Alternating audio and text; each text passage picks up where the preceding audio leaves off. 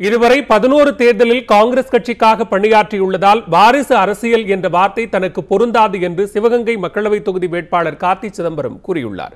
புதுக்கோட்டை மாவட்ட திமுக அலுவலகத்தில் தேர்தல் பணி தொடர்பான ஆலோசனை கூட்டம் நடைபெற்றது. இதில் பங்கேற்ற பின்னர் செய்தியாளர்களிடம் பேசிய கார்த்தி சிதம்பரம் தங்களுக்கு எந்த கட்சியும் போட்டியில்லை என்றும் 40 தொகுதிகளிலும் மகத்தான வெற்றி பெறுவோம் என்றும் கூறினார். அப்போது நாட் ரீச்சபிள் கார்த்தி சிதம்பரம் என சுகாதாரத்துறை அமைச்சர் விஜயபாஸ்கர் விமர்சித்தது குறித்து செய்தியாளர்கள் கேள்வி எழுப்பினர். அதற்கு விஜயபாஸ்கர் அவருடைய செல்போனை ரீசார்ஜ் செய்துவிட்டு என்னை தொடர்பு கொள்ளலாம் என்று கார்த்தி பதிலளித்தார்.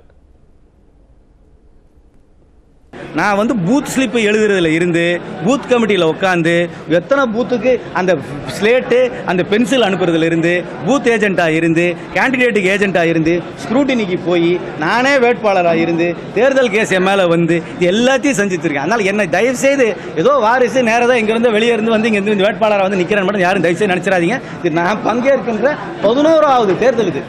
இதுக்கு மேலே நான் என்ன செய்யணும்னு எனக்கு தெரியல.